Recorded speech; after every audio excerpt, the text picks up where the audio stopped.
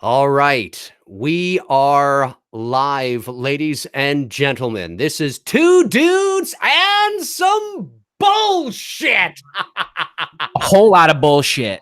Episode 1, horror. That's what it is, ladies and gentlemen. We are talking horror today. And this is going to be good. This is going to be exciting. So yeah, my name's Dave McRae, ladies and gentlemen. Obviously, you guys know me, and most because this is on my channel, so most of you tuning in already know my sexy, gorgeous face. But let me introduce you, for those of you that don't know, to another sexy, gorgeous face by the name of Tony Michael. You may know him. He was doing some awesome Halloween content online for a while there, and then he had to take a bit of a break because his photography business sort of got really busy. He's a professional photographer from Atlanta, Georgia, and he's a big Halloween fan and movie fan, and his birthday is only 5 days after mine. We were born the same year, so we're the same age, and we hit it off about, I don't know, 8 or 9 months ago, maybe even a year ago, actually. Probably a year now, yeah. Yeah. But anyways, Tony, welcome to Two Dudes and Some Bullshit. That's right. First episode. I'm excited, man. Thanks for having me here. This is gonna be great. Yeah, no problem. Thanks for being here. Feels good to, I'm kind of getting that rhythm back. I did a couple videos here last week, so I'm still kind of trying to find that groove now that I'm starting to do content again. So this is cool. I'm glad you invited me over here to your channel to hang out with you and your subscribers. Yeah, no, for sure. This is going to be a lot of fun, and of course, this is the first episode, so we're still trying to get the hang of everything here and make sure that we're broadcasting all right. But yeah, no, I'm having a good time, and I think the idea of this show, folks, is Tony and I want to. In this episode, we're going to be talking about horror. But the idea of this show is we're going to try and do this once a week, every Sunday at 7. That time and day is subject to change depending on things. Like, for example, 2 weeks from today, I will be back in Los Angeles in Hollywood at Warner Brothers Studios attending the Voice Arts Awards, because I was nominated for my third Voice Arts Award. And so that show on Sunday will have to be done maybe when I get back on a 2, or we may have to skip that week depending on what the schedule is like. So, and if Tony gets really busy and he's got something going on and we got to rearrange it, but ideally we're aiming for every Sunday at 7 p.m. Eastern Standard Time. And that's right. And I can already see the chat room is giving me shit about wearing my Patriot stuff. Yes, I'm a Patriot fan. I was born in Hartford, Connecticut. I was raised in New England. I moved to Georgia. So to answer some of the chat room Patriots fan in Georgia, I tell you what, though, I had fun a few years ago during the Super Bowl. I can tell you that. I didn't have fun the first 3 quarters of the game, but towards the tail end of the game, Falcon fans were like, yeah. So, but I knew that was going to happen tonight. So yes, I am a Pats fan. Go Pats, and we'll see what happens here at 8 o'clock. So that's okay. I've taken my fair share of hits every time I wear my Buffalo Sabres hat. So, I understand it. But hey, the Pats are really good, though. The Sabres suck. So that's completely different. Well, I mean, all I remember of Buffalo, growing up in Connecticut and being a Whalers fan is the Sabres kicking our ass every time because the Whalers never won anything. But, we loved our Whalers. Oh, yeah. No. And the Sabres they're better this year. They're a little better. They're sort of in the middle right now, but it's still early. So anyways, yeah. So in this episode, folks, our inaugural episode, Tony and I are going to be talking horror. We're going to start with Halloween 2018, but we're not going to talk a lot about it, primarily because Tony and I are fucking exhausted. I am so over Michael Myers at this point. I don't know about you, but for me, and locally here for the trick-or-treaters, this was the most I saw. I saw four Michael Myers this year for Halloween. And it's crazy because I remember going back to when I was a kid in the 90s and the quote unquote Michael Myers mask that we had back in the day, which for those you don't know, we had this, what was called the Don Post mask. And it looked a little something like this. 30 years. I've had this since 1989, man. I love it. 10 years old. Look at this piece of shit. It is so bad. It's so ugly. But like, you know, the story me and Dave were talking about back in the day when we were kids. I had that thing was epic. We were like, I loved it. Like, and you know, nobody was wearing it though. Nobody was wearing Michael Myers mask. I literally had that mask. Sorry, I was just going to say it wasn't even marketed as a Michael Myers mask. No, it's just Don Post. That's it. It was just a Don Post mask or something.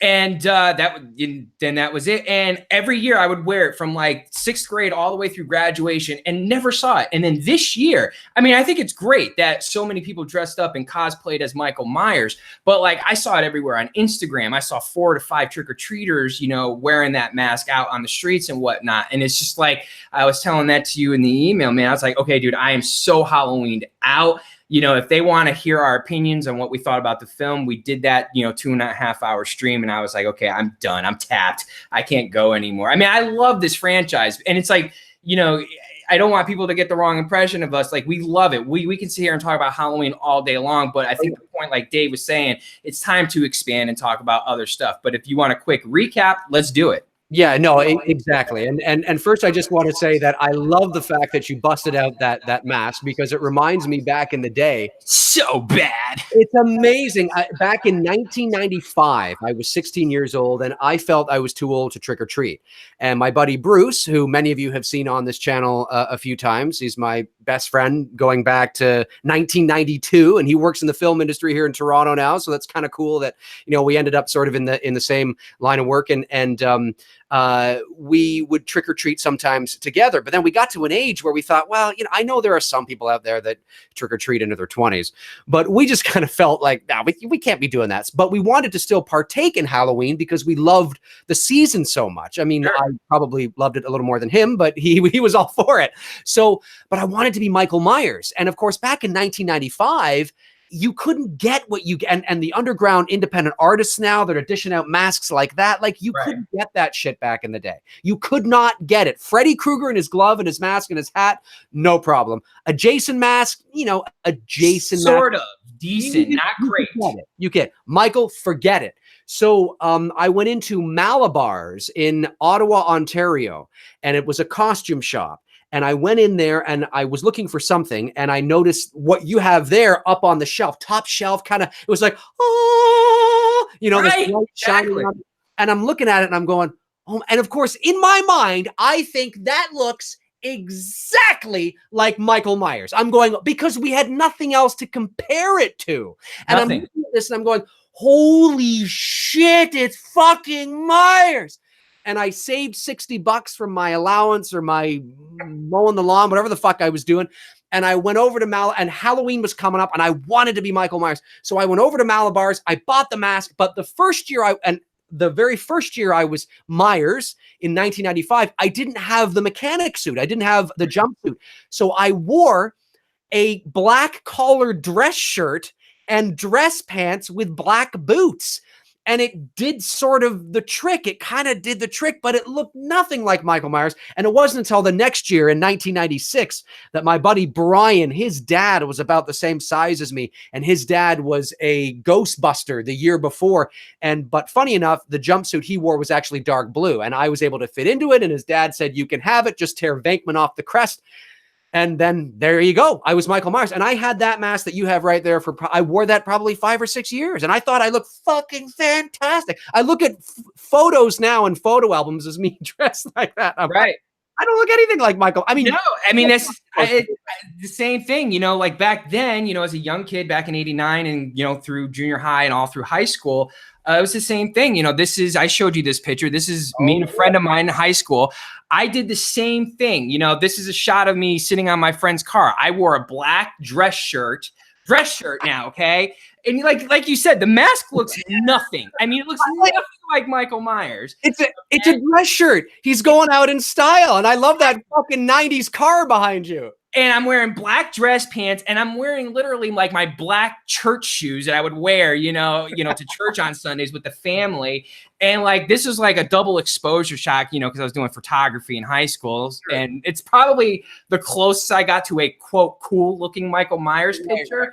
But yeah, you know, back in the middle 90s and late 80s and throughout the 90s, we didn't have, and we weren't thinking any of this stuff like, you know, cosplay and like, you know, got to have the exact outfit. I just went in with whatever I could throw and improvise and put together. And then I was talking about this with my father, you know, the things that my school would let me do and get away with. Dude, I used to stand in the hallways. I would get out of classrooms early, go into different classrooms and just stand there with the mask on, you know, staring and, you know, creeping out the kids. I don't even think you could probably do half of that crap today that I was able to do back in the day, back in the 90s. Oh, no way. I agree with you 100%. I remember there were these kids that were pissing me off. Maybe they're even watching right now. I don't know. It was like 22 years ago. And I remember that they were too old to trick or treat in my mind. And they didn't put any effort in. Look, if you want to be 19 coming to my door, okay. But don't just fucking come to my door with a mask on, but the clothes you wore to school that afternoon. Put some fucking, I'm not giving you candy. Okay. That candy I gave to you and your 10 buddies, I could give to the kids that actually put an effort into it. Right. So, anyways, they were being a pain in the ass and like, oh, you fucking, don't fucking, you know how kids are that age. So they're like, you know, they're kind of hanging around and they're being a nuisance. So I'm like, so I sort of broke character and I'm Michael, but I broke character and I lifted up my mask and I said, oh yeah, watch this. And I went into my backyard and I got my lawn. Now they can't see me, but I go into my backyard with my lawnmower and I'm like, and one of the guys is like, chainsaw. It wasn't a chainsaw, but I guess he thought it was a chainsaw and it started. They took off down the street. It was beautiful. I fucking loved it. So my fondest, you know, besides some of the crap that my teachers would let me get away with, you know, doing the Michael Myers stuff, my poor stepsisters, I don't know if they're going to watch this tonight or not, but my dad, you know, we would time this right. Okay. So like I would go out to her window and put the mask on and he would start playing the Halloween theme. Now you have to remember now I'm at this time, this is me 14 years old. She's no more than 5, 6 years old. Now you have to remember, this is Tony at 38. No. Right. Yeah. No.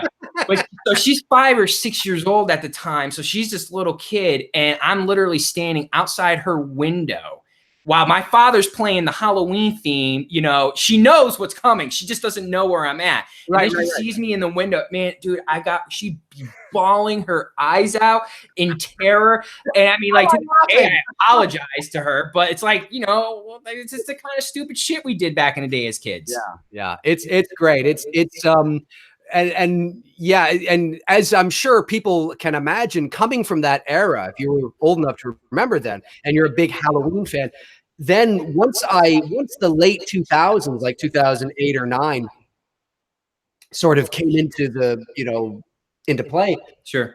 To be able to actually buy a mask like that was just unreal. I mean, it was out of this world. It was like, holy shit, like that. And I spent, money on it and I put it on. I'm thinking to myself, this is like, it's a dream come true. It's the same reason why men our age go to horror conventions and fan expos and purchase things like this. Okay. I have this out because of the video I uploaded earlier today, but these things, like I spent, I'm not going to tell you what I spent on it because it's an exact replica of the original from the first movie, but it's like, this is why we do this. Sure. If there are any ladies in the room that have husbands that are our age, 40, who go to these things and drool over stuff they didn't have, it's because you could finally get the stuff you always wanted as a child. Yeah. It's like you live, it's like that old man kind of like, oh my, this is great. Oh yeah. Oh no. I mean, I get shit for it all the time. I mean, I spent a decent amount for the Jason mask there. That's the first, no, I'm sorry. The V for Vendetta was the first real expensive mask. I have not been able to get a good deal on a Michael Myers mask yet, because we were talking about this the other day. Some of the prices, I'm not spending a $1,200.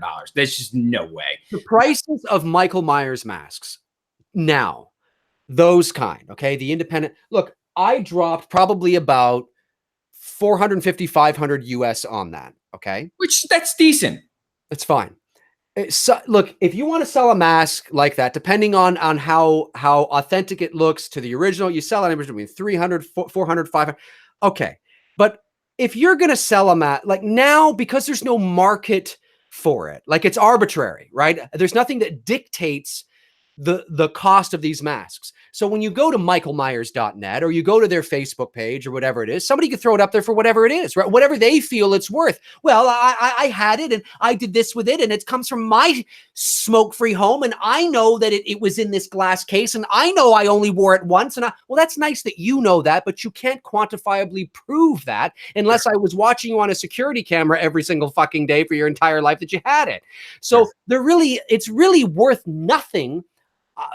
Like not nothing, but I mean, it's not the prices are. I see people trying to sell that shit for like $2,000. I'm like, fuck off, $2,000. Yeah, I'm like, you're kidding me. Well, $2,000 for a mask, and I'm like, no. Now, in juxtaposed to that, where we were talking about this privately, I did make the purchase, and I bought the Annabelle doll, which was screen used. So I bought it. I spent the money. I was like, I thought about it. I was like, look, this is a piece of like, I love the Conjuring franchise. I love Annabelle. I thought I enjoyed The Nun. I wasn't like crazy about it, but I enjoyed it. And I sat there and like for like a week and a half, I went back and forth. I'm like, okay, this is a lot of money. But like you just said, it's not like I'm buying a mask that's, like a replica mask that was made, or a replica doll. I'm buying a doll that was screen used in an Annabelle movie. That's totally different. I think that's where it's worth the investment. Someone, I don't know. I'm tracking down to get the authenticity on this. Someone reached out to me and has offered me the gi from Karate Kid 2 that Danielle wears at the end in the fight for $5,000. So like things like that, like you were talking about, like with wives who are in the chat room talking, like, yeah, there are things that I will spend and buy, and if I know like, okay, this is the gi that Ralph Macchio wore at the end of Karate Kid 2, I'll spend the money on that. You're going to try to tell me a replica mask that wasn't screen used, you're going to try to get me for $2,000? No. Yeah, no. Not happening. Well, that's what I mean is that if that was a screen used mask, well, okay, now because I get it, but people have to understand is it going to increase in value? Is it an investment? That's not going to increase in value, really. I mean, I spent $400 or $500 on it. Could I get $600 for it? Maybe, but I'm not going to put that up for mind you, that was used in a few of my fan films, and people like my channel, and because of that, they might spend more on it. But I'm not going to put that up for $2,000. I'd feel like a fucking stooge. I'd feel like an idiot. It was never used. It was used in my fan films that are quite popular, but it wasn't used in anything officially Halloween. It's not really worth. It's worth what I paid for it, which is $400 or $500. So, there's no. Is it going to increase in value? That's what it is. No, it's not. That's when you asked me that question the other day, I don't know. I think The Conjuring as a franchise will be one of these franchises where we will be talking about 30 years from now. So when thinking that in my mind, I thought, okay, with the Annabelle doll, I'm like, yeah, this is probably going to increase in value because of where The Conjuring is setting itself now in cinema history. It's already revered as one of the greatest franchises, and it's just continuing to, crank out great films. So through that conversation with you, it was that conversation with you that convinced me to say, you know what, get it. Because I knew I would kick myself a year from now going, I had the opportunity to get a screen used Annabelle doll and I passed up. And I was like, you know what, don't pass up, get it. Right. Well, that's a good segue into, let's quickly then give before we get into the other horror topics, or a few topics anyway, let's give our recap, our general consensus of Halloween 2018. Now, in case you're just joining us, we're not going to dive deep into Halloween 2018. If you want to know what I think and you don't know what I think, I have an official review on my channel called the Epic Halloween 2018 Review.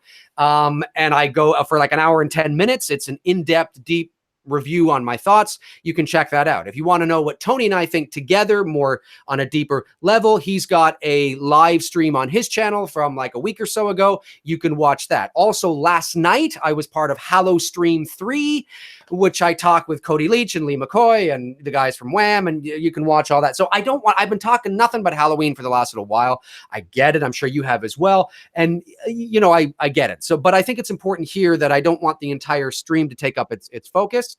So let's just give kind of a general consensus on, for those that may not know, our thoughts on Halloween 2018. Take it away, Tony. Okay, I'm going to keep it short and sweet. Halloween 4 is always and will always be my favorite in the franchise. I don't care what you say in the chat room. I'm not hiding behind it no more. I'm not here to kiss anyone's ass and make you feel good and tell you, oh my God, I love the 78 film. Of course I love the 78 film. The 78, yes, is it revered as the greatest? It is the greatest in the franchise. My personal favorite is the 4th. Second to behind that is Halloween 78, followed by Halloween 2, followed by Season of the Witch, and concluding with Halloween 2018. That's where I stick. All right. Okay. Well, for me, I will say that my general consensus is that Halloween 2018 is a good movie, but it could have been great. It's a good modern horror movie. I had fun with it. But I do have a lot of issues with it. I think the first act is quite good. I think the third act is quite good, but I think the second act has a major identity crisis and it doesn't know what kind of movie it wants to be. The mood and atmosphere wasn't really there for me. It was in certain moments, but not overall. And I, it feels like a modern horror movie with a few Halloweeny things thrown in that were kind of fun. But I liked a movie I think I could have and should have easily loved, and I didn't. So that doesn't mean it's bad. I'm not saying it's bad. But I gave it a rating of a C+.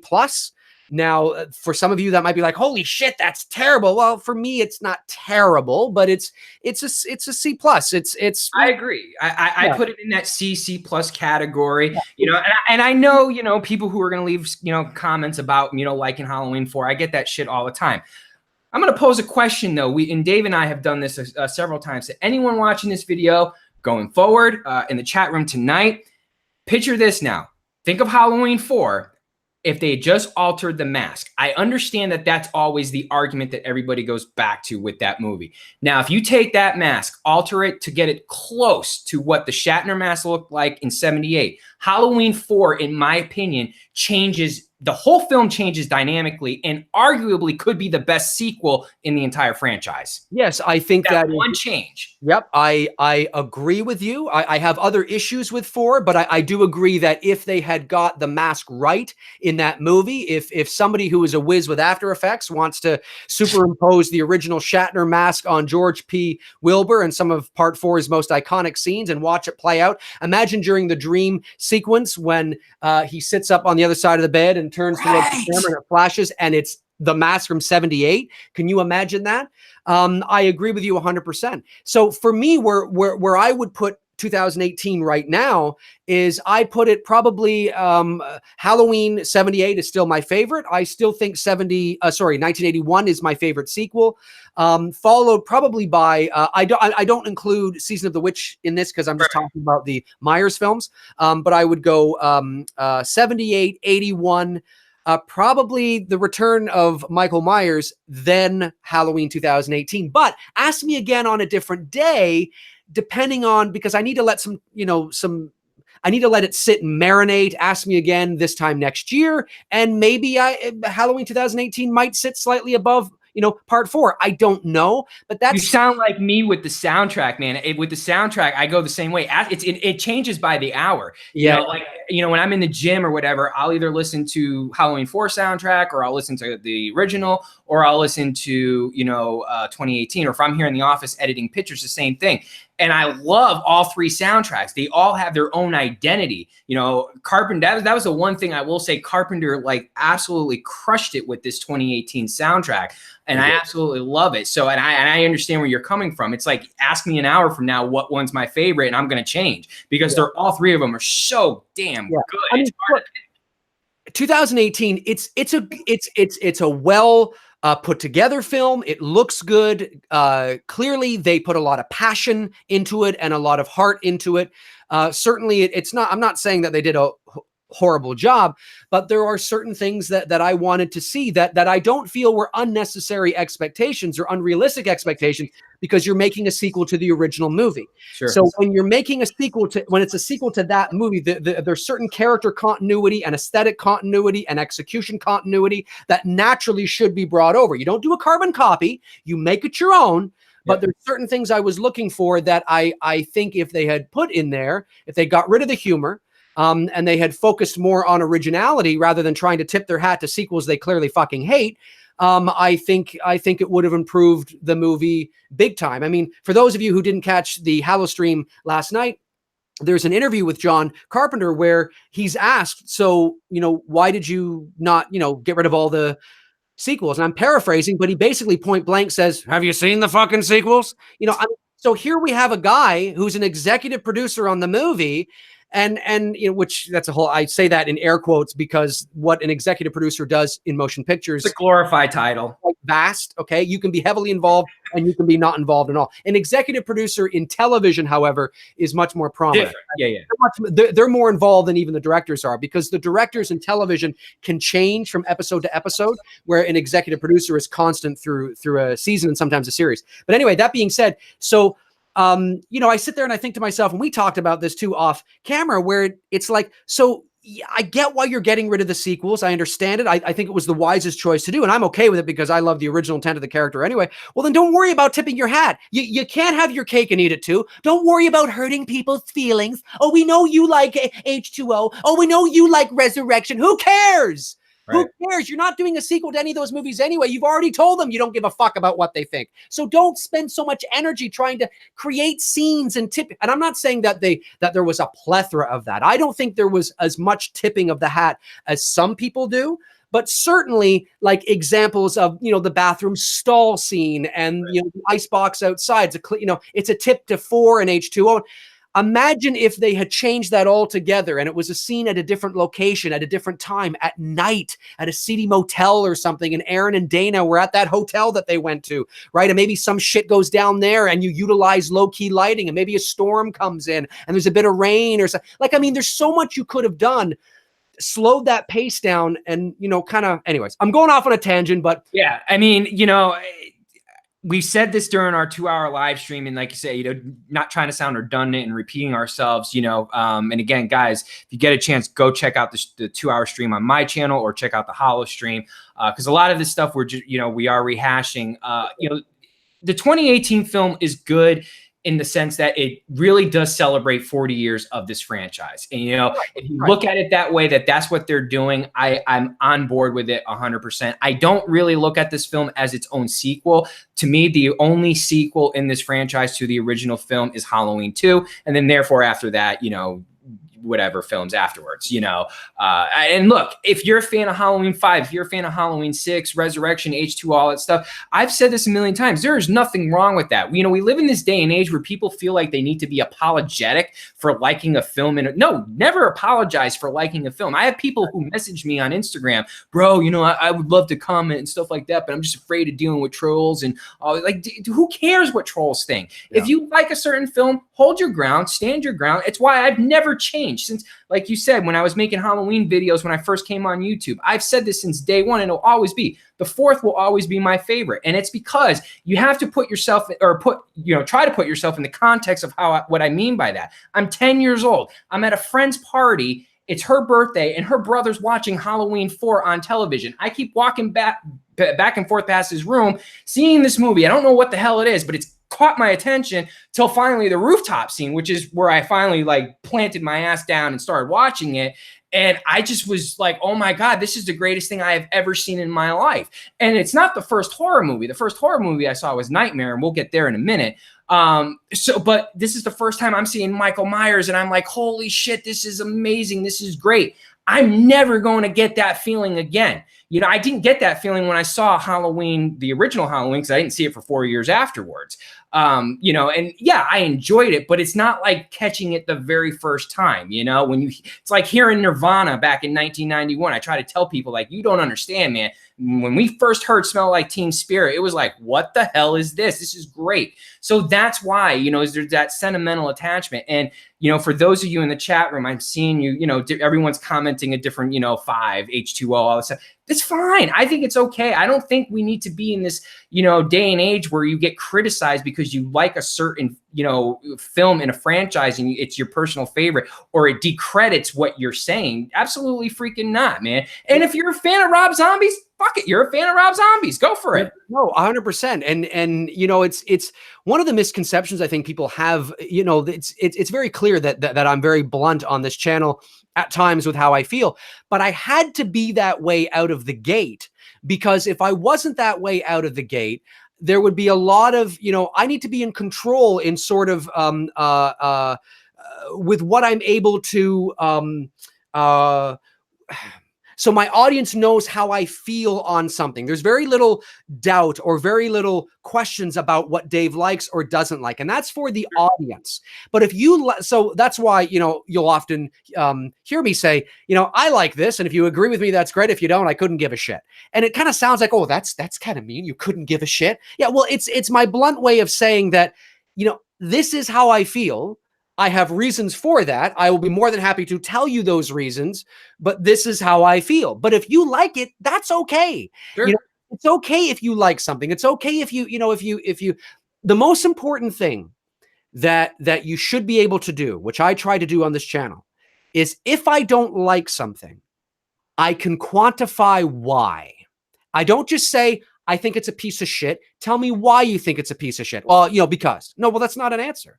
You know, it's not an answer. So I don't know if you're thinking for yourself or if you're just towing the party line. If you could actually tell me why you don't like something, quantify it, give me examples, and maybe give me examples on how you feel it would make it better. Sure. Maybe I still won't agree with you, but I can look at you and go, well, the dude's thought about this, or the gal. Or the gal has thought about this, right? I mean, they've clearly thought about this. They're passionate about it. I respect that. I don't respect what's fucking shit. Why do you? Oh yeah, I mean, dude, fucking shit. Well, I don't have time for that, which is why I say what I say in the ways that I say, because I don't have time for that. I don't want to deal with it. I don't have time for it. I don't care about it. You know what I mean? So that's why I have to be blunt and very on point with how I feel, is so people know, okay, well, Dave doesn't like Halloween 5. You know, no, I don't. I think it's a fucking. Well, I think why, and that's important. Yeah, because I think we've reached a point somehow. I don't know how this evolved to where it's like, if you're not a purist, and I don't mean purist in the sense of like Halloween the original, or you know, you're not a purist for Nightmare the original, or a purist, you know, horror fanatic. Like somehow it's just like, you know, if you don't fall in line with what everybody else is saying, what everybody else is doing, then you get decredit for it. You know, I mean, I get that shit all the time on my channel, and I agree with what you were just saying there. It's like sometimes I want to tell these people in the comment section, like, hey, do you want to have an open dialogue, mature conversation about this? And I'll be happy to put you on a stream and we can have a conversation. Or you can be like, oh my God, you're such an idiot. Well, how can you like Halloween 4 and blah, blah, blah. Like, oh, here we go. Like, you're not even giving me, you know, a good enough reason to rebuttal you, you know, in a conversation, because you're just writing it off just to write it off. You're not giving you're not giving me a full proper explanation. Exactly. And look, I've had my YouTube channel for 12 years, but I've only started to put my face out there the last year and a half. And I jokingly say to people, and this is not personal to anybody in the chat room, I'm not singling anybody out, but as I'm sure there are lots of people in the chat room right now who maybe even have their own YouTube channels that will be able to know exactly what I'm talking about, is that if you want to know how many dumb people there are in the world, start a YouTube channel. And what I mean by that is there's so many people that it doesn't make any fucking sense. And it's like, it's what, you know, they're saying things they would never say in person. They're saying things that make no fucking sense whatsoever. And it's very easy. It's not strong to be behind a keyboard saying all these things. And that's, I mean, anybody can do that, right? So I respect those that what Tony is saying is 100% right. What Tony is saying is absolutely right, is a sense that it is okay to like what you like, and don't be ashamed to like what you like. But always remember, it is in your best interest to be able to be prepared to quantify and defend why you like something and why you don't like something, because then you will earn the respect. If you can actually say, well, listen, I love Rob Zombie's Halloween 2. And I say, oh God, I thought that was fucking horrible. And you say, well, I can understand why you would think that, but here's why I actually liked it. I look at it like this. When I first watched it, and you go off and you explain this, you might get the other individual to go, it may not change their mind, but they might go, I kind of see what you're talking about there, right? And if you can do that, like I said to you, a few moments ago, it shows that you've thought about this, that you're passionate about it, that you're not just some stooge on the internet towing the party line and saying it because it's popular. Oh, I fucking hate it. No, I fucking hate it too. It's like I have no time for that shit. No, I don't care about it. Some people say like, I could go on and on about that, but I agree with what you're saying. It's important for everybody in the chat room. It's okay to like what you like. You know what I mean? If I don't like it, think for you. That's what I say. Don't come to my channel to learn how to think. Don't go to Tony's channel to learn how to think. I don't know how I feel about that. How does Tony feel about that? Oh, he feels that way. Well, then I feel that way too. No. That's if you happen to actually agree with me, that's great. But never go to anybody's channel looking to learn how to think. Okay. You've got to think for yourself. And if I happen to hate something that you like, that's okay. That doesn't mean that, it's okay. I still love you. Don't worry. I think one final acknowledgement, even though I have an opinion about it, and I'll be brief, you have to congratulate, Danny McBride and Gordon Green. The movie crossed over 200 million this week, and that's not anything to sneeze at. I had my own opinion about it. I know people were like, it's, the most successful film in horror. I'm like, no, it's not. The Exorcist made double that, but it still doesn't minimize it. It's successful. It's great. Congratulations. It's the first Halloween film to do that. In its original theatrical run, and, hats off, and if we get a sequel to this, which I'm pretty confident that's going to happen, great. I hope the sequel becomes its own identity. We don't need any more nods. We don't need any more winks to the franchise. You did that in this one. Let's give the sequel to this its own identity, but then end it there. Like you said, I don't want this to turn into like a Halloween 2.2 and then a Halloween 3.3, like we're doing sequel upon sequel, because it's just going to water down, and, that's that. But congratulations to them. And I don't know, any thoughts on that? Yeah, no, I absolutely. I mean, obviously this is a business. It's show business, not show art. So as much as, the artist in me favors integrity a little more, I do understand the business side of things. So yes, it obviously is good. One thing I will say that I mentioned on HalloStream last night that I will quickly say here as well is that people need to understand box office before they start getting excited about box office in relation to quality. And look, every studio, every filmmaker, every actor, everybody involved in a movie wants a movie to do well. Okay, because that means you make back the money you spent on it. It means you get paid. And if the movie is really good, that means there might be a sequel and you continue to work and the fans continue to, revisit those characters. It's very complex and complicated. But one thing that just drives me nuts is how much focus so many fans have on box office results, but yet they don't seem to understand that box office results means nothing about quality, literally nothing. Now, it can mean a movie is good. It can, of course it can. But as I said last night, they're not mutually exclusive to each other. And, just because a movie makes a lot of money doesn't mean that it was a good movie. It just means that a lot of people went to see it. But the real question is how many of those people that went to see it liked it, because you can't get your money back when you go to the box office. So all of you who hated The Last Jedi, you do realize you're 10 or 12 or, $15 or $20 or $40, if you were spending on you and, a friend. I mean, that still goes to the box office total. Yet you hated it, but it goes to the box office total. You cannot, it can mean it's good, but it doesn't automatically mean it's good. So I just want people to have a different perspective. That's why so many bad movies make lots of money. And it's also important to understand that if you have a highly anticipated movie, you are bound to do well opening weekend. Halloween was going to crush the box office, regardless of whether it was good or not. And here's the thing. So I just want to finish by saying that I just want people to understand that it's good to be excited about the box office. Sure. Because that means that if you are somebody that wants a sequel, that's a good sign. High box office return means potentiality of sequel goes up. Not for certain, but the potentiality goes up. So that's good for fans in that way. But that doesn't necessarily mean that it was a good movie, because the box office tallies are you just can't judge a quality by box office receipts, especially for highly anticipated movies. So just keep that in mind. Okay. You gotta keep those things. Just yeah, I just see so many people. You see, I told you it was going to be good. Look at the money it's making. That doesn't mean anything. No, and just to kind of clarify a few, just a few things, because I have them pulled up right now, because I saw a couple comments in the chat room here. Scream is not the most successful horror movie at the box office. Scream, even with adjusted for inflation, only made $206 million. The Exorcist, to this day, there's no movie, 943 million. 943 million with an adjusted. Now, without the adjusted for inflation, The Exorcist made 193 million. So it made just about the same amount of money back in 73, played in fewer theaters.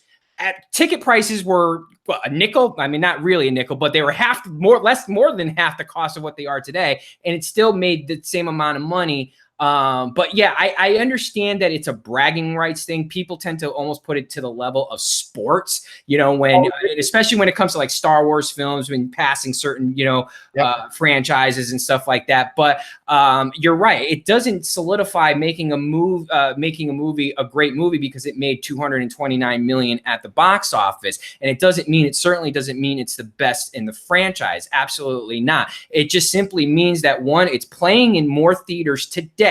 Okay, then movies were playing back in the day. Ticket prices cost a lot more today than they were back in the day. I've said this, and I will always say this. If you give The Exorcist the same amount of theaters today as it back in the day, and you put the ticket prices to the same amount today, back in 73, they would be chasing numbers that you would never catch The Exorcist. That movie would have made about $4 billion. And that's not crazy to think, because domestically adjusted, it made 943 for the amount of theaters it played in back then. And it made about close to $1 billion worldwide, adjusted for inflation, played in less theaters. So if you put that movie in the same amount, forget it. And of course, The Exorcist, in my opinion, is the greatest. In my opinion, it is the greatest horror movie of all time. It's very hard to press me to change my mind and give me a better film, just as an all-around, picture in its whole. But no, I agree with you. But it's still, you don't minimize it. It's a great accomplishment.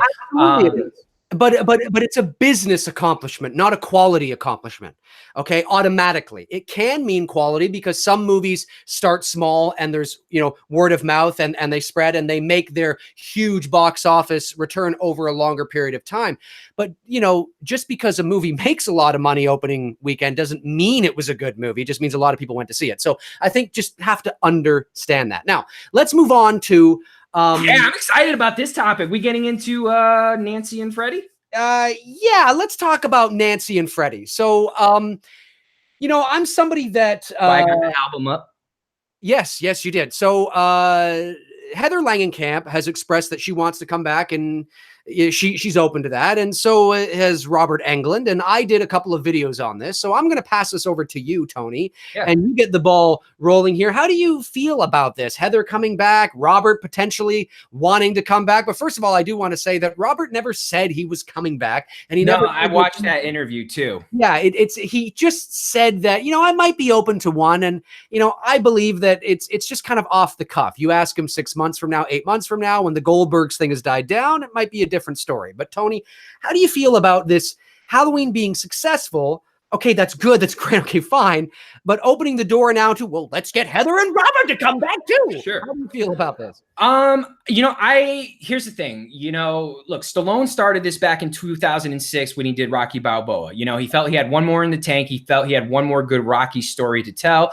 And he told it great. Everybody mocked him. Everybody was laughing at him. Dude, you're crazy. You're nuts. Rocky at 55, 56 going in the ring and fighting. Like, come on. Turned out to be a great movie because there was a great story behind it. Right. So I kind of nod Stallone for starting this, like if you've got one more in the tank mentality, go for it. And I believe if Heather Langenkamp, because she's only 54, so she's still young, and her role of Nancy does require a little bit more physicality than, say, like a Laurie Strode type character. Because if you watch the original Nightmare on Elm Street and even Dream Warriors, and even Wes Craven's New Nightmare, all three films which I have enjoyed, those are my personal three favorites in the Nightmare series. But her role has a little bit more physicality to it. There's a little bit more to me. And granted, now I'm sure in certain scenes she had to stunt double, you know, like through the mirrors and Dream Warriors. But I know from the original film, she did a lot of her, you know, original stunts. Now, I'm not going to expect that 54-year-old Heather Langenkamp is going to be able to do the same shit that she was able to do back in the 80s and early 90s. But certainly when you're talking about dream sequences and creating dream sequences, there is that physicality to it. Now, having said that, if they could give us something like what we got in the 1984 Nightmare on Elm Street, bring it back to those roots with zero, I mean, no nods to the other Nightmare Elm Street series. Do not copy with what Halloween just did. Give us a follow-up sequel to the original film. I'm okay with it, you know, because again, like I said, if you as an actor feel like you've got one more in the tank that you can do and you think you can put something really good together, then go for it. I know some people were criticizing Robert Englund, not criticizing in a bad way, but they got on the fact that, you know, he put on some weights. It's a little bit of a heavier Freddy than we're used to seeing. Look, you give him about a year or so, you know, to get into shape and to really to commit going to the role. Let's talk about it then, because if he feels he's got one more in the tank, why not? I mean, go for it. Well, this is my thought on that is we touched briefly on this on Hallowstream last night. There was a little sort of 3 or 4 minutes where we talked about Elm Street. And, you know, I got to give a shout out to Cody Leach because he said this and I absolutely agree with him 100%. It comes down to, well, I'm going to say this, then I'll touch on what he said. What's the end game? Right. Because, you know, Cody said that, and he's absolutely right. You know, if they bring back, let's hypothetically say they bring back Robert. Well, what is the end game? I mean, is this just a one and done? Because if you do this, are you then, what if it's successful? You know, what if it knocks it out of the park? People are on this train now, Halloween. Oh my God, on this train, you got all this nostalgia coming, and you know, Heather's back in this train. Well, then Robert only does one, and then you replace him in a sequel. That's going to piss a lot of people off. All of a sudden now Robert's done one and he's out, and the sequel is there, and it's a different Freddy, or Heather's there but Robert's not, or Robert's there and then, well, you know, it's just this thing where I think the smart thing to do, although I understand, and I just uploaded a video today on my channel about this, although I understand that, you know, we're on this nostalgia train and Heather Langenkamp being 54 years old, and her career has always had a heartbeat in terms of she's never totally fallen off the map. It kind of reminds me of the Bill Paxton, you know, she's steady, you know, always just, she's involved with something and doing something. But she hasn't been in anything prominent. Okay, right. In a long time. She does a lot of short films. She does a lot of straight to VOD kind of stuff. She doesn't really do a lot. And maybe that's by her own choice. Maybe it's just the way her career has gone. Women, as they get older, as much as this is not nice to hear, women, their value and demand in the entertainment industry in Hollywood goes down. That's generally speaking. Let me ask you a question now. Do you think with this new Halloween, having what you just said, do you think Jamie Lee possibly could be changing that because of the success of this new Halloween? That we might, you don't think so?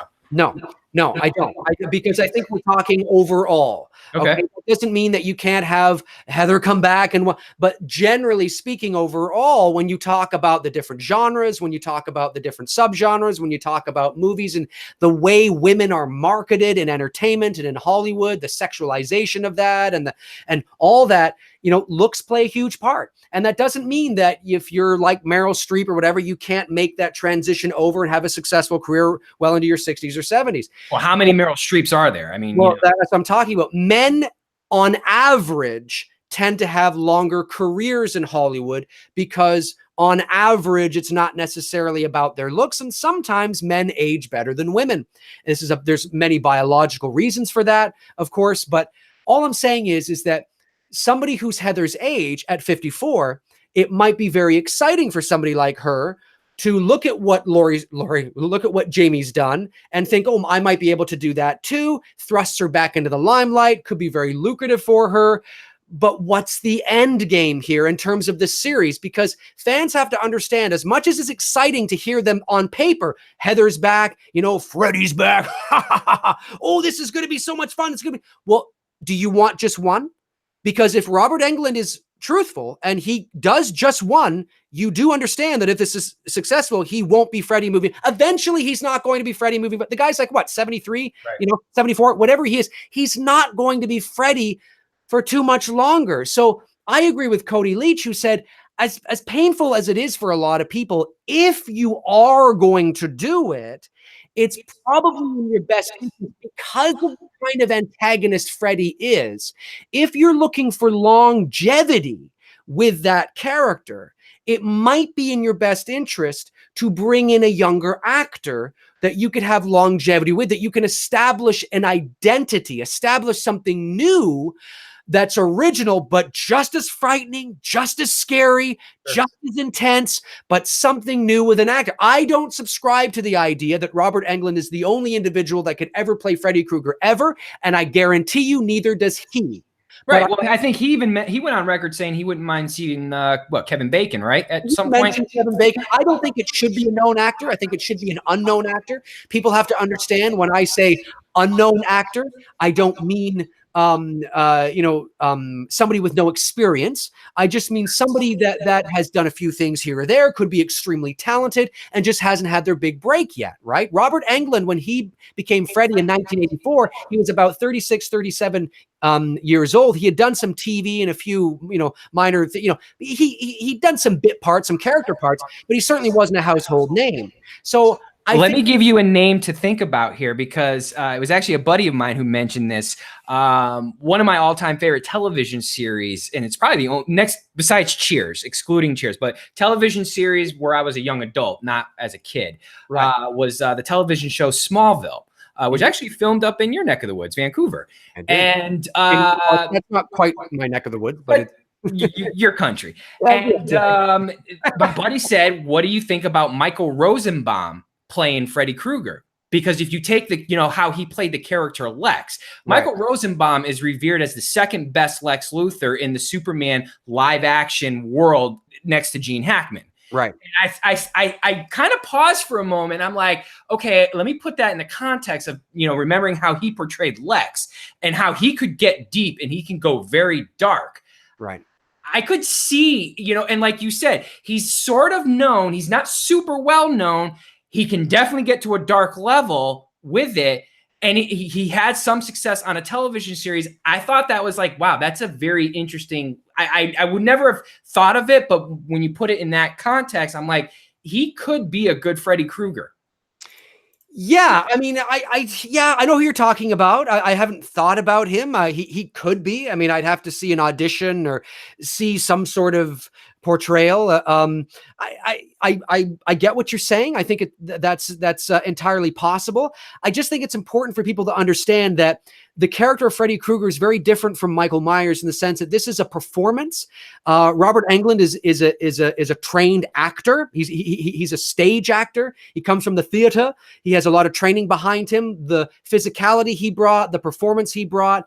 People have to understand that this is you're sweating buckets out there performing. Yep. So this is not Michael Myers. So, some people will say, I see in the chat too, oh no, it's Kevin Bacon. Well, Kevin Bacon's 60 years old. He's 60 years old. So in terms of longevity, we got to think about that as well. Sure. I think it's entirely possible that there is an unknown actor out there that could do justice to the character, that you could leave look, Robert Englund he'll always be my Freddy, right? Harrison Ford will always be my Indiana Jones and Han Solo. But when I went and saw Solo in the theater, I'm not stupid. I walked out going, the kid did pretty good. He wasn't doing a Harrison Ford impression, but there were definitely moments where I was like, okay, I buy that that's Han Solo at 22 years old. I buy it. Yeah, totally. He did a good job. And sure. I believe that there are people that can do that with Freddy. They make it their own. They don't come in doing a Robert Englund impression, but they bring that vibe and essence of the character there. So that being said, I just want to say that, I think it's in the best interest rather than to have a Freddy nightmare, a Robert Heather reunion. I think it's better to reboot it all together. If you are going to do it, I don't think they need to do it at all, but if you are going to do it, that's probably what you should do. Unless you can be certain that you're just going to, are people just going to be happy with one movie? Because what if Robert says, no, I'm just coming back to do one. I only want to do one. Heather says, no, fuck, I have no interest in playing this character into my 60s. Are you crazy? I'll just do one. Well, what does that mean? Just one? Sure. What, just one? And then a year later you reboot it with somebody else? Like what that's what I was just going to say. Because now you run the risk. Exactly. You run the risk of if they reboot it, or not reboot it, if they do a Heather Langenkamp, Robert Englund, farewell, swan song movie, but then reboot it, that could become dangerous grounds to walk. But it could also ruin the franchise. You could, and it could also become dangerous with, let's say they just do one, and then you want to do a sequel to that one, but Heather's out and Robert's out. Now it's kind of like, well, now I got to get used to this new Freddy that is like, he's bringing that essence there, but it's not Robert. Like, I just think it's kind of like, I think if you could do what you attempted to do in 2010, but better, and in the video that I said today, I think you should try and this is all hypothetical. I'm not saying that it would be successful, but I would be really interested and excited to see a studio like A24 get the rights to Elm Street. Yes. And the reason why is because A24 has proven themselves to be a little more in the psychological component territory. And Elm Street at its core is about manipulation and the dreams and the subconscious. And I think that if you were to, have a movie that really took itself seriously, that was low budget. Elm Street is a low budget movie, for God's sakes. And just, something that's very serious and eerie and creepy with that psychological component, maybe done by A24. I recently watched Hereditary, and the tone of that movie, I'm not saying that you match it, because that's a different story. It's a different narrative. But when you watch a lot of movies from A24 that are produced by A24, they have a certain tone, a certain aesthetic to the movies you're watching, that the overall creepiness of the movie is there. It's like what I said about the original Elm Street. I said, when you watch Wes Craven's 1984 Elm Street, there's like this dreamlike hue over the entire movie, even when they're not dreaming. And it's done through the cinematography. It's done through the music. It's really beautiful and eerie through the whole thing. You bring that into the 21st century, you give it to somebody like A24, potentially. Doesn't mean it's good. It doesn't mean it's going to work. But I would be more excited if I heard that A24 got Elm Street over somebody like Blumhouse. I love I absolutely agree. Want them to monopolize everything. No, I agree, because it's good. Yeah, A24, I agree with that 100%. A24, the films that they produce and make, the film itself is like a character. When I mean by film, I'm actually talking about what they're actually filming. Right. There's an old school film to it, whether you're a fan of 35 mil or like me, I love Super 16. There's that. Shoot it on Super 16. Oh my God. Could you imagine a Nightmare on Elm Street on a Super 16? Yeah. Or Halloween? Like, I would go nuts. They are the only company out still cranking out movies like that. This is why, movies, when we sit here and we talk about horror movies, why do you think, whether it's, you and I talking, or whether it's you guys last night on the Hollow streams with Dumb Drums and the guys over at We Watch a Movie and Cody, why do you think all of us as horror fans talk about The Exorcist, Halloween 78, Jaws, and all these other great iconic films from the 70s and 80s, is because the film quality in itself, whether it was 35 mil or 16, has a character. When you get into these modern horror movies, which is a great segue to get into now, and talk about what modern horror movies are like. Look, there's been some great ones over the recent 10 years, but then there's been a lot of shit, like Carpenter said. There's just a lot of shitty horror films. But when you look at films like, whether it's, Paranormal Activity or It Follows or A Quiet Place, I guess Get Out, we can kind of throw in the somewhat horror category. But the running theme in a lot of those movies, even in A Quiet Place, which is very sort of monstery, right? There's a running theme in all of those movies, and it's tapping into the psychological component of the unknown. It's all, I did a video on this months ago where I said, what truly, it's not that horror and slasher doesn't have its place. I'm not saying that, but when you tap into here, that the psychological aspect of everybody's fear of where we go, and you dangle that carrot long enough where you don't, reveal the whatever it is. And that's a fine line to walk, because not everybody can do it well.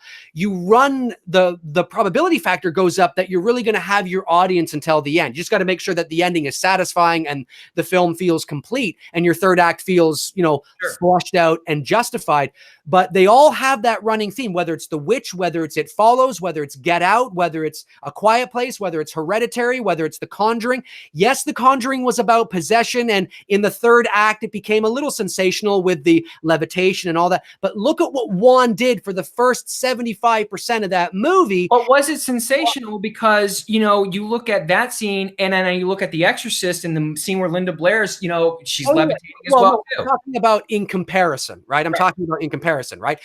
The end of The Exorcist and the end of The Conjuring, in comparison to the slow burn, moody buildup, it's more sensational. They sort of let the cat out of the bag, and that's okay. I'm not saying it didn't work. I'm just saying that when you get to that point, imagine The Conjuring was a movie where there was a ton of jump scares and there was a lot of it would ruin it. Then by the time you get to the ending would just feel like this other run-of-the-mill sort of ending. But the ending to The Conjuring or The Exorcist feels extra satisfying because you paid your dues leading up to that moment. You were on this journey. You were put in the same position as the characters. So the kids in you were one of the children in The Conjuring. You were one of the people living in that house. And Juan played that film so well. He executed that film so well. And but like one of my favorite scenes in that film is when and this is what you do, because you tap into the audience watching the film as well, where the girl sits up in bed and she's staring at the corner. Oh my God. Right? That's one of my favorite scenes. Yes. But listen, there's nothing sensational about it. There's nothing extreme about it. It's all done with camera movement and camera angles. And lighting, of course. And you don't see anything. But you don't see anything. It's just a dark corner. And I'm paraphrasing because I haven't seen the movie in, a little bit, but she's looking at the corner and her sister sits up and is like, what are you looking at? What's wrong? She's like, there's somebody. But I don't even think there's music, or there might be a soft sort of maybe soundscape, but there's nothing really out there. And I'm going to say it would be very tempting for a lot of novice writers or filmmakers to think that at that moment we need something to happen, and you don't, and nothing happens. I think the father comes in or something, turns on the light, there's nothing there. Whatever it is, that buildup, that gets into the audience as well. You become one of those people, one of those kids. So that's the theme. It's the psychological component, because we as audience members are all going to go to the same place. You might go to a different place than me, and I might go to a different place than Bob sitting over there, but we're all going to go to a dark place. Whereas if you reveal everything too soon and too quickly, it's going to, that's not what I thought, but maybe you liked it, but maybe Jim doesn't. And do you know what I mean? You want to hang on to your audience as much as possible. And theater, that's the shitty best way to do that. Yeah, and that's the shitty thing with horror movies today, is they try to show too much. It's why any Exorcist style movie, possession movie that I've watched in the recent years, they suck because they try to show too much. The reason why The Exorcist is so damn good is Friedkin showed very little. Yeah. Very well. That's why, I know some people prefer the director's cut where she does the spider walk down the stairs. I prefer the theatrical cut because there's less shown in the theatrical cut. And it gives you that sense of more eeriness to the movie. It's why movies like the Blair Witch Project, the original, the first Blair Witch Project, and a movie like Paranormal Activity did so well, because they showed very little. And that, like you said, if the Conjuring was in anybody else's hands besides James Wan, they probably would have put something in that moment where the girls are talking to each other. You probably would have saw a demonic face or something like that to get that jump scare out of people. But James Wan knows that you want to get into people's head. It's what you don't see. That's what creeps you out. And that's why you have very subtle moments in the original Exorcist. I think there's only a handful of moments before you get into the heart of the possession and she's all but gone. But leading up to it, you have a scene where the bed is shaking. You have a scene where there's shit, being tossed around the room. I don't think anything happens with the Ouija board. I know she's playing it, but nothing really happens. You're waiting for something to happen. And again, it's like I think he had to have nodded that, in The Conjuring 2. Well, Yeah, something that's really important too is you want to be invested emotionally in the characters. Because if you are invested in these characters, if you care about these characters, then you care about what happens to them. Right. And how you care about these characters is you watch their journey. You don't want their journey to peak too soon. You don't want the scares to come too soon and too premature. You want to follow the progression, and whatever. Look, Hereditary did that very well. The Conjuring did that very well. Even The Conjuring 2, which I think is a little inferior to the first one, you could still see Juan's stamp over it, and there were a lot of things in The Conjuring 2 that I really liked. For example, like that scene in the bedroom where it's in the dark and the poster on the wall behind the kid looks like a face. Yeah, I love that because you think it's a ghost.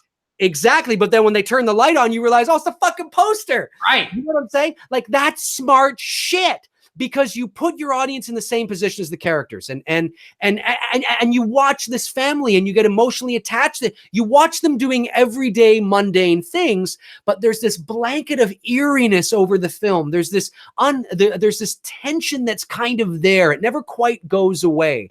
And I think that's why a lot of the successful horror movies of today, like I said, whether it's Get Out, The Conjuring 2, Insidious, whether it's A Quiet. But the question is do you They think all have a similar sort of component to it? Do you think these movies that you just listed, like The Conjuring, Annabelle, Lights Out, Quiet Place, It Follows, do you think these movies have the lifespan like Halloween and The Exorcist? That's the question now. Do you think that that somebody 20, 30 years from now will be talking about these films like we're sitting here talking about The Exorcist and Halloween? And that's the thing. And my point to that is, I think horror, the genre of horror itself, needs to take a hard look at it. Whether it's Blumhouse, Ghost House, A24, whatever studio, they need to take a hard look. Look, I don't mind the campy, humorous, fun stuff like, Happy Death Day. I get it. It's part of that, horror comedy, the shit that I was watching all month in October, like the Texas Chainsaw 2, Evil Dead 2. You need stuff like that. But what I'm talking about as far as the genre itself, I think needs to go backwards rather than forwards. And what I mean by going backwards is when you look at these old films and why they're revered and why they're classics and why we're sitting here 40 plus years later, still talking about them. There's a reason for that. I don't know if we're going to be saying the same thing about this current 10-year run with these horror films. I don't know if they have that type of longevity. And to me, if I'm a producer and if I have the money, I'm thinking maybe it's time to go back to the roots. And I don't mean just, doing a polished movie, but, shooting it Super 16 or shooting films in 35, or at the very least, if you're going to do it digitally, try to do what you can in post-production to create that look and get as close to that possible, get close to that as possible, and keeping your budgets down to a low, because it's been proven time and time again, whether it's The Exorcist, or The Exorcist had a little bit of a budget. Halloween as an example, the Blair Witch Project, Paranormal Activity, these movies had low budgets. You don't need $5, $10, $20 million to make a great movie. And I think if you can take horror in the category of horror and bring it back to the old school film, like I was telling you before we went live, I spent the whole month of October watching movies like, The Silver Bullets, Lost Boys, Evil Dead, and all these, classic horror films, Amityville and whatnot. And, in watching all these and studying all of them, these films all had their own identity and their own character to it. And then when I watch modern horror movies, I'm like, damn, this shit looks too polished. There's something about that amateur, it's not amateur, but it looks amateur feel to a horror movie that I think gives it more of a character than the polished super look. And I think we need to go back to that. Yeah, I agree. And I think that's why films like Hereditary or It Follows or whatever, they do. They have a very sort of I'm hearing an echo on your end. Maybe I'll just blah blah blah blah blah. There we go. There you are. It's more, God, I know what I want to say, but I'm trying to say it within sort of a shorter period of time. Fear is universal. And it's not like comedy where everybody experiences comedy in a different sort of way. What I find funny, you may not. What you find funny, I may not. It's very different. when it comes to horror or fear or what we are afraid of, we're all pretty much afraid of the same things. We're all afraid of death. We're all afraid of the unknown. We're all afraid of the boogeyman in the closet. We're all afraid of being murdered and killed, by and large. Okay. So, Right. you know, when you have a horror movie that seems very grounded in reality, very realistic, not flashy, not glitzy, not polished, not clean. You know, it's got like a Hereditary vibe or an Exorcist vibe, or I mean, The Exorcist had a vibe it did because it was shot in 1973. But in modern day horror, when they go back to that sort of simplicity and back to those types of characters and back to that kind of pacing and back to that kind of visual aesthetic in terms of the camera, there's a sense of normalcy. There's a sense of reality that I'm actually watching like real people almost. You know, the cuts are not fast. The pacing is a bit, you know, slower. We can have time to breathe and get emotionally attached. And those are the most successful horror. Those are considered, they may not always do well at the box office. They may not always be hugely successful at the box office. But when you look at the last, you know, 10 years or so of what horror movies are revered as good movies, they all have a similar theme and a similar look. And it's a very small list. And, you know, to piggyback off of that, what you're talking about here, you know, I'm not going to take credit for this because I heard this on another video. I don't remember the video I watched it on, so I apologize for not giving the name, the person's name, the credit. But he nailed it when it came to The Exorcist and the feeling you got watching it. Perfect example was, and it's not even a scary scene, but it's the scene where he's running on the track and the detective's there watching him, and, you know, Damien's running around the track. Yeah.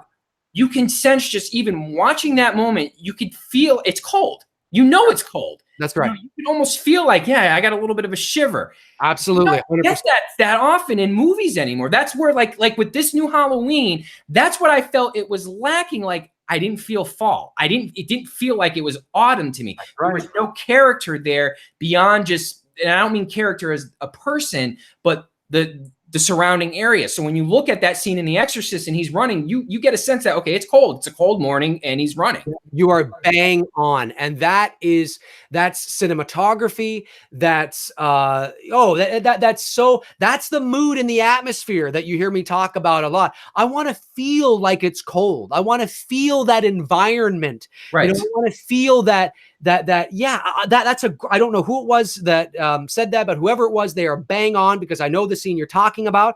And I believe you can even see his breath as he's running around the track. And yes, I mean, that's what was missing in Halloween. It's not the only thing that was missing, but that is a big part of what was not there in 2018's Halloween, was that sense of autumn and mood and atmosphere in terms of being emotionally connected to that environment, because it was such a character in the original film. When you watch those lower, but like one of the best scenes, and I have some issues with It Follows, but one of the scenes that I loved in It Follows. What's the issues? Don't have sex with random people?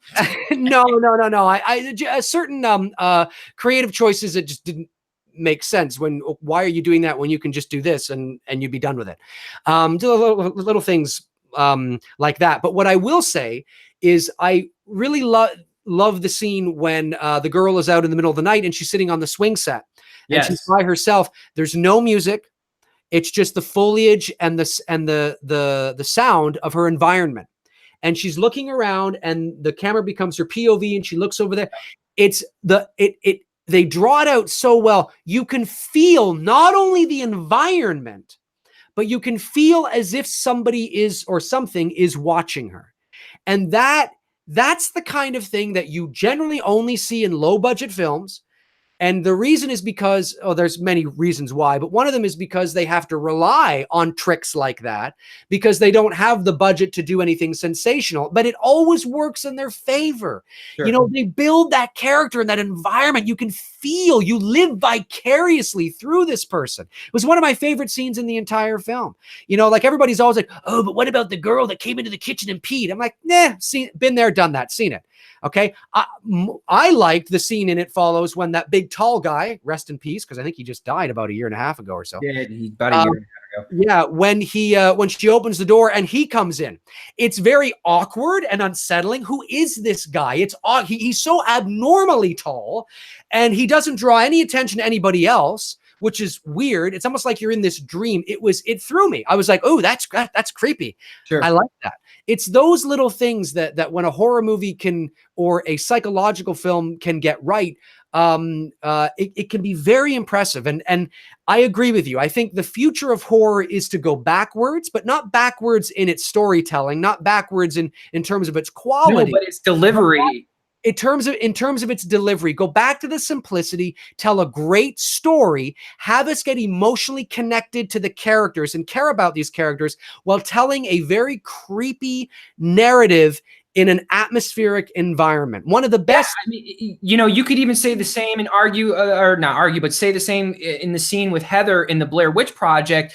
You know, when she's talking into the camera there, you know she's cold, she's terrified. Yeah. You get the sense in the feeling of her environment. Even like there's moments in that film when she's waking up first thing in the morning and she's talking about, oh my God, it's so cold, and she's shaking. Like, again, you can tell by her performance, two, the scenery behind you. So it's not like because I saw a couple comments as it was going up. We're not just, saying movies need to go back to the 70s. No, they have nailed it today or in the last 20 years with movies like the Blair Witch Project, the first one, and movies like The Conjuring, and what was the other one we were just talking about? It Follows. There are moments where those, and Paranormal Activity, same thing. They know they executed those types of elements in those scenes and made you feel like a part of it. The thing that with Paranormal Activity that I liked the most was you saw nothing. Okay. I mean, the bite mark on her, whatever it was, her leg, her back,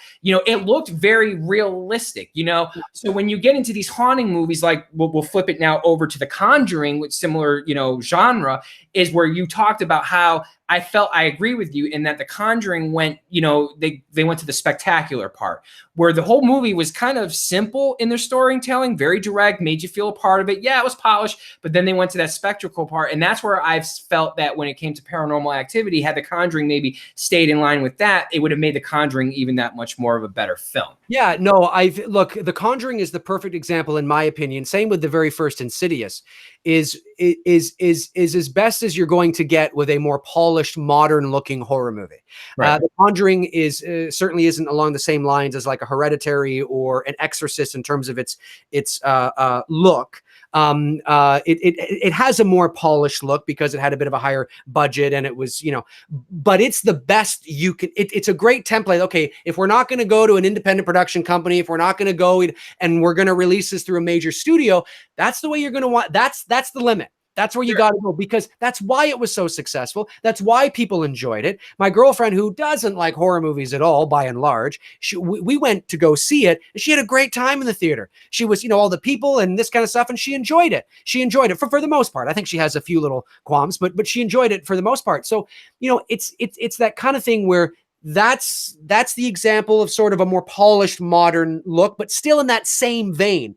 And then you go to something like It Follows, which is clearly low budget, right, and not quite as polished as something like The Conjuring, or as in its look and whatnot, which is where it's at. And I agree. It's psychological. Get into the psyche of your viewer, have us emotionally attached to the characters, and deliver on that slow burn. Make you, feel that environment. I want to feel the environment the characters are in. Have us be one of them. Don't feel you got to be so quick with everything. Story.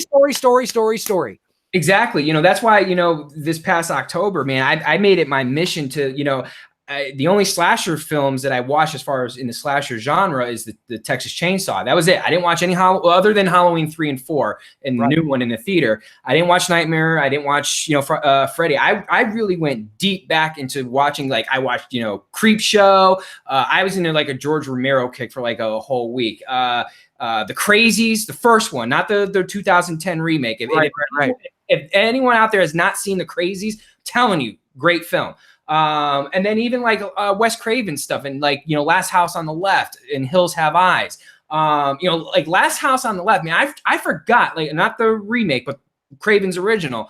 I forgot just how good that movie is. Not only how good it is, but it felt real. It felt like I was watching someone's VHS recorder recording this, you know, shit that's going on with these crazy people who are terrorizing these girls. That's it really right. felt that way. And I'm like, man, how did we get sidetracked from this to where we are today? How did the hell did that happen? Well, look, there's a number of things we could dive deep into, but it's you know, we are desensitized now to a lot of that. When I say we, I don't necessarily mean you and I, but as the collective, we are desensitized to it now. It is true. It sounds cliche and like I'm picking on the millennials, but it is true that, you know, things are quicker now. Things are faster. Technology is expanding exponentially. Everything seems to be moving at a faster rate, including what people can pay attention to. I mean, there's no doubt that people, you know, when you watch a YouTube video, that if it's any longer than 8 seconds, you know, and they go off. I mean, you know, I'm exaggerating a little bit, but it's the attention span has declined, and we need to see more in your face. And there are places for that. I get it. I understand it. And I'm not saying that every single horror movie or every single slasher movie or every single, you know, whatever it is has to be this way. I understand that, you know, slasher and gore and, you know, exploitation films and, you know, gratuitous violence, and they do have their place. I don't want to limit that. I believe in, as long as it's done, the artist, whoever it is, can justify their reasons for exploiting whatever it is they're doing. I'm okay with that. But I think it's important to understand that, yeah, it's that ability to truly frighten somebody, to make them feel uncomfortable. The Ring, the very first Ring from 2002. Yeah. Is another really good example. Now that's, you know what, that's almost, you know, that's 16 years old now. But when I remember that, when that came out, now that of course is based on the Japanese film Ringu from 1998, I believe. But that was a very good, and, you know, Hollywood doesn't usually do Japanese films well, but that was one they did quite well. And it was very eerie and very creepy. But think about The Ring. What is the theme that they have that is very similar to all the movies we're talking about? You know what I mean? There's a trend here. There's a theme here that's playing out. And it's not rocket science to see that, oh, if we do, you don't copy things, you make your own story and you do your own shit. But if there's something here that if we can tap into the psyche of people, we actually can truly frighten them. Gore isn't scary. Gore is gross. Gore can be, oh, wow, look at that kill. But it's not scary because not everybody can relate to it necessarily. I haven't had my legs chopped off. You know, I don't know what, but we all can relate to that spooky place we go, you know, in our own minds. And we're all, and that's why, like, you know, with today's movie going audience and the millennials and whatnot, you know, I don't sell them short. I think that, like, a movie like the 78 Halloween, if a movie like that came out today, I think today's movie going audience and millennials, it would creep them out. I think it would be very effective because there's something about that storytelling that is creepy and it's very effective, and it's the simplicity of it. And like you said, it's the psychological. If you can, you know, get into someone's mind and mess with their mind, it doesn't matter. That's why, I mean, Paranormal Activity is only 10 years old. And the reason why that movie did so well is because it really made you think, like, shit, is this, you know, are these people going through? Well, it did. But what was so great, you're absolutely right, Tony. But what was so great about Paranormal Activity, I watched the first one at home and it was okay. Like, I was like, yeah, you know, I get it. I watched, like, there are haunts in that movie. I just watched it like a week ago, and I forgot about it. And I'm like, wow, the haunts in this it's very realistic. Like, it wasn't over the top haunts. It is. It's very realistic, and that's, yeah. And, you know, I could that'd be a whole. I'm going to save that for another time. But it's true. It's very realistically done. It's not overly sensational because you want your audience to be able to relate to the situation going on. You know, and that's important. But the problem with the Paranormal Activity as a franchise is that what happened? They had to take it into sensational, ridiculous territory in order to keep the interest, because if they didn't, they'd be just making the same movie and over and over and over again, which is what I warn about this Halloween movie. If you want Michael Myers to live on the screen for the next 10 years, be prepared that you will get fucking shitty sequels. You will. I guarantee it. You will not have 5, 6 sequels to this new one that are phenomenal. It's just not going to happen. So that's why I, you know, there are certain things that have shelf lives, and that Paranormal Activity was great. It would have been great as a one-off, right? But it was successful. So let's make another one. Well, we've already done that. So let's up the ante. Well, then they up the ante in the third one and then the fourth one. And now they have like Paranormal Activity, Child something. Yeah, I know. Like, oh my God, here we go. It's ridiculous. You lose the essence of what made the original so good. And that's, you know, it's not, to scare people is not rocket science. If I had, if a studio wanted to give me $5 million to make a film, I could scare the shit out of anybody. And I guarantee I could if I had creative control. If I didn't have creative control and I had people breathing down my neck telling me I had to do this because that's what the kiddies want, well, then fuck that. But, yeah. So do you want to do two things before we sign off here, and I can go and enjoy my Patriots Packers game? Go Pats! Yes, let's do that. I do want to say hang on, I just want to say for everybody in the chat room, I do apologize if we don't get to your questions. I know there are some people that are just talking amongst themselves, which is totally awesome. And then there are some people that are asking questions. Keep in mind this format, this show going forward, it's constantly evolving. So Tony and I have talked about that once we get sort of our hang on the show, that we'll do our best to maybe leave like 20 minutes at the end of the show to answer some questions. Sure. But this is our first episode, so we're probably not going to take questions tonight because we're just trying to get our footing with the very first episode. But we do appreciate everybody tuning in, of course. And we do see you guys talking amongst yourselves there. And I love the fact that you guys can have great conversations in the chat room as well about what we're talking about. I think that's awesome. So, but just know that in the future, we are very mindful that we want to adopt that sort of into the program. Anyway, go ahead, Tony. Yeah. Dude's a front runner Pats fan from Georgia, but he was born in Connecticut. I guess they missed that part of the stream where I lived 30 years of my life in New England and relocated here. I know it's a hard concept to understand, but if you wanted to take a few questions, I don't mind. I mean, the game is just starting, so I can hang for a couple minutes. But what I wanted to do here, a suggestion, for the chat room tonight and for people who do tune into this video, I'm going to throw at you guys a movie that I watched over the month of October to go check it out. If you haven't seen it, it's I would say it's probably in my top 5 disturbing movies. It's called Maniac. Came out in 1980. It's a very disturbing film. It's one of those movies I can't watch too frequently because it is just that disturbing.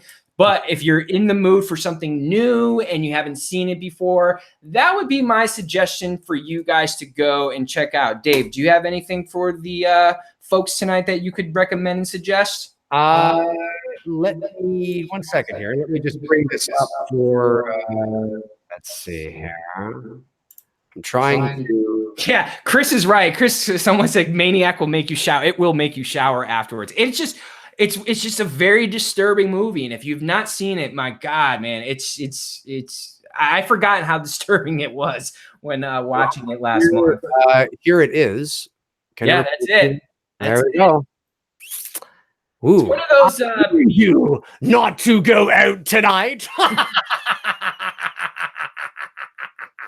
Yeah, definitely check it out. Do you? I haven't seen that movie. You haven't? No, I have not. That's my suggestion for you. I highly recommend. It's a very disturbing flick. Okay. I won't ruin it or anything, but All right. Well, it looks yeah, and you know what? Fuck. Can all movies please go back to art on posters and boxes? Yeah. All these fucking photos. Go back to the original, the paintings and the drawings and the art. I fucking love that. Doesn't mean the movie's going to be good. There's some shitty fucking movies that I love the artwork for, but it's just great shit. But in terms of let me take that off there. In terms of a movie I could recommend to, people.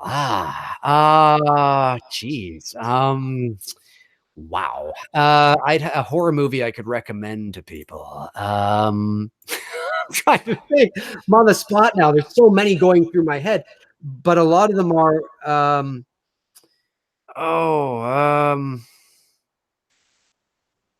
God, I got to think about that. I mean, I tell you what, before we end the stream, I just recently saw Hereditary for the first time, and but the vast majority of the chat room has probably seen it. So it's not something. I mean, would I recommend it?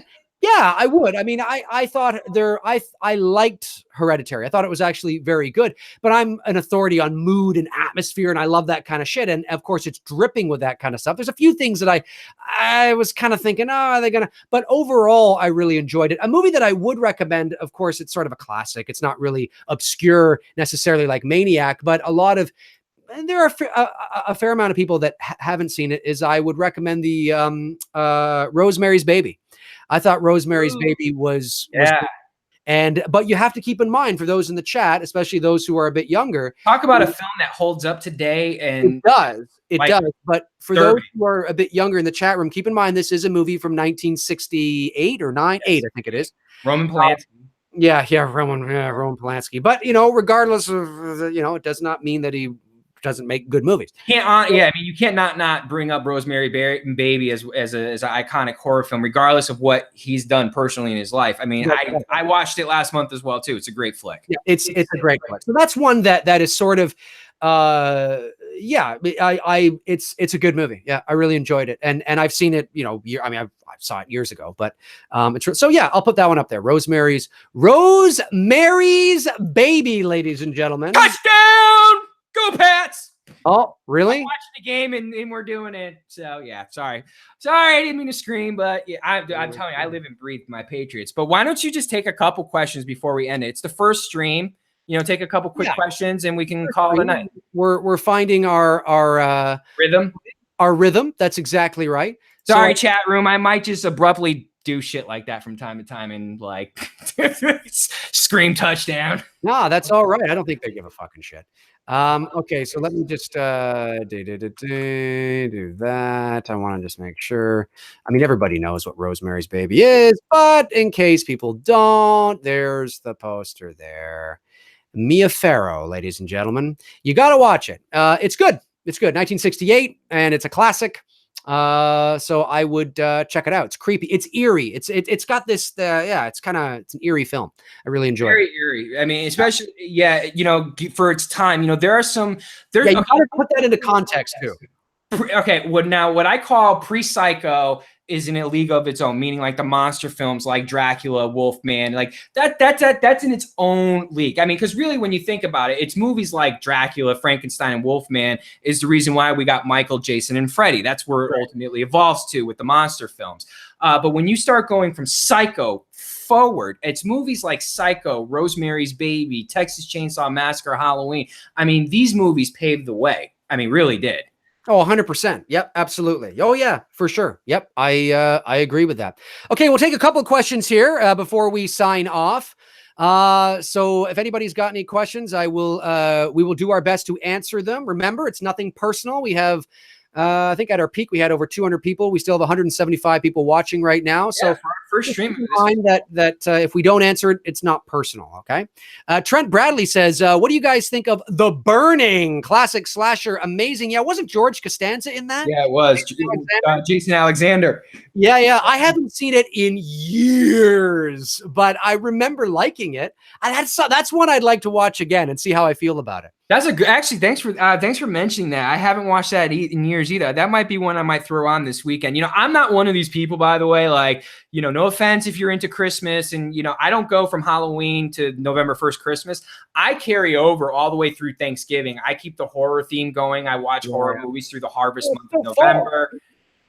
It's still autumn. Yeah, exactly. Like, but man, I've got friends of mine, literally, they haven't blown out the pumpkin. The smoke hasn't finished rising from their house, and they've already got their fucking Christmas lights out. Oh, I know.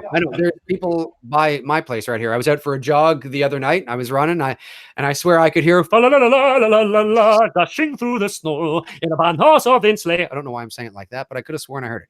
Myers 1978 says, Dave, did you read the script from Marcus Dunstan for Halloween Returns? If so, would you have liked to see Halloween Returns instead of the new one? I skimmed through it, but there wasn't anything there that I was over there like, oh fuck, you know what I mean? Not really. I can't. I'm just being honest. I was like, I skimmed through it, but there wasn't anything there that sort of, was like, oh Jesus, I don't know. What about you, Tony? Have you? I didn't even read it. I know that's one that everyone keeps asking me to read. It's like Dave said at the very beginning of this stream. My career is kind of, taken off here since relocating to Atlanta and doing commercial photography. In fact, over the winter here, I'm finishing up signing contracts. I'm going to be doing unit still photographies for 2 movies. So that's going to be pretty exciting. I'm getting my feet wet in show business. You know, so there's just so much that only so much I can do in the course of a day. You know, along with even like my own personal projects, like the skateboarding stuff and, you know, the stuff that you guys see me who follow me on Instagram and see that. So, but I haven't had a chance to read it. I think it's a continuation from Resurrection, though, right? Is that what Return, Halloween 9, Return, whatever it is? No. It was a sequel. I believe it was a sequel to Halloween 2, 1981. I believe they included 2 in there. Okay, so it's picking up from 2 and not from Resurrection. I think so, but the people in the chat will be able to tell us. No, you're wrong, Dave. They'll be quick on that. I love you guys. Calm down. I'm just. Oh my God! Someone just asked. What did you think of the original Pumpkinhead? This is a true story. One of my closest friends. Okay, one of my best buddies. I got to get him on here. He's a horror nut like me and you, Dave. He told his wife now. I'm like not first date, but the first time he ever told her he loved her was during watching Pumpkinhead. So the film itself is synonymous in my inner circle because it's an inside joke with me and my friends at any time. And she hates it. She absolutely hates it that's the first time he told her that he loved her was watching Pumpkinhead. But yeah, that's a good – I haven't seen Pumpkinhead. Did you watch Pumpkinhead?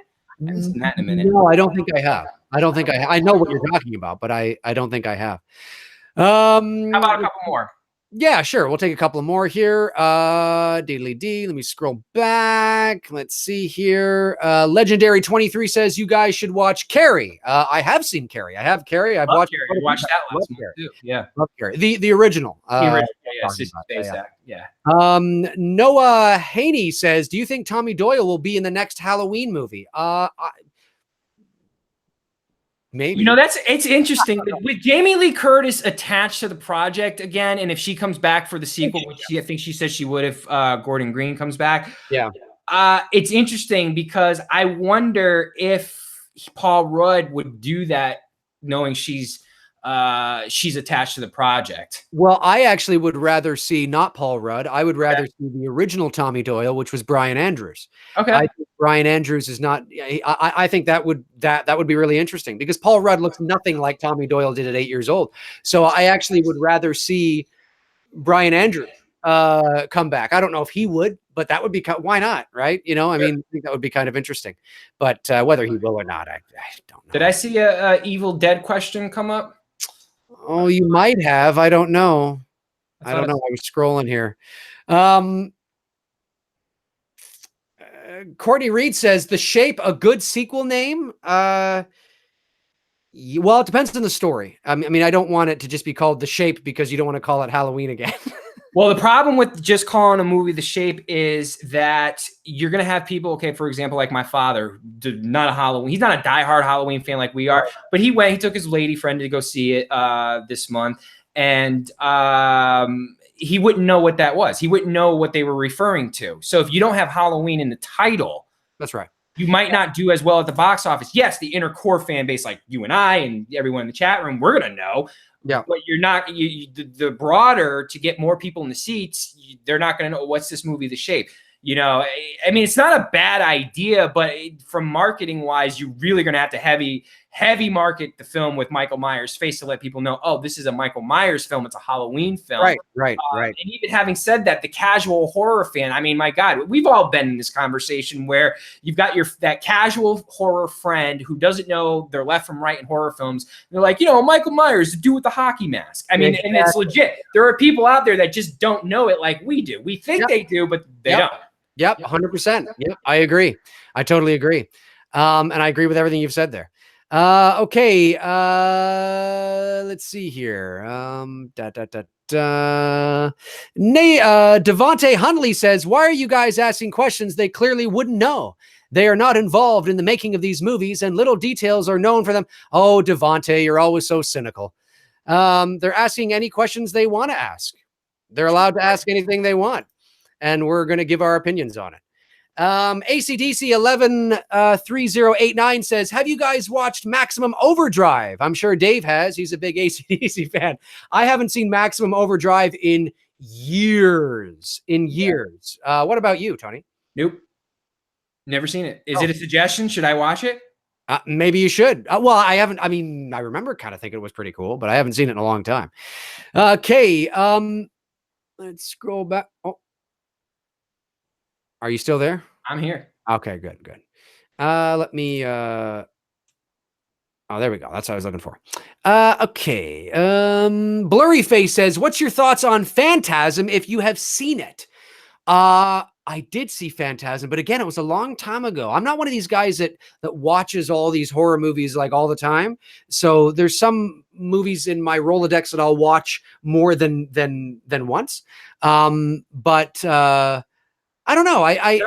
But I remember liking Phantasm though. Same here. You know, that's one movie, again, you know, I really made a conscious effort in October to not go to the typical horror films that I would usually watch, like Nightmare, Halloween's, you know, Fridays and all that. I was tapping deep into my crates, you know, right. Vinyl crates, but crates of horror films, and Phantasm, you know, that was one, you know, now, you know, thinking about that, I may watch that here over the month of November, because yeah, you get so, like, for me, it just, you know, you get so into like a habit of watching the same shit over and over and over again, when I have this whole collection of horror films, and I'm like, man, I need to start watching some of this shit again, because all of a sudden you start watching it and go, yeah, I remembered why I like this shit, and I remember why I liked horror movies to begin with.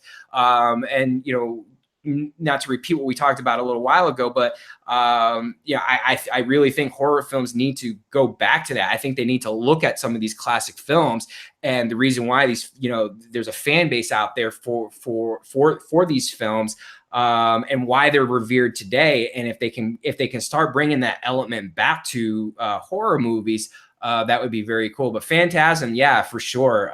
It's up there with all these movies that, you know, we've talked about tonight, you know, like The Crazies and, you know, things like that. You know, I mean, you really need to know your horror films when you're referencing movies like that, because, you know, the average person in conversation is going to look at you like when you say Meat Cleaver Massacre, and they're like, what? Yeah, Meat Cleaver Massacre or Motorhome Massacre. Right. Holy fucking shit. You know, I wish they would. There's a part of me wishes that, you know, because the 70s, man, they were able to get away with so much shit. That wasn't the 70s. That was 2005.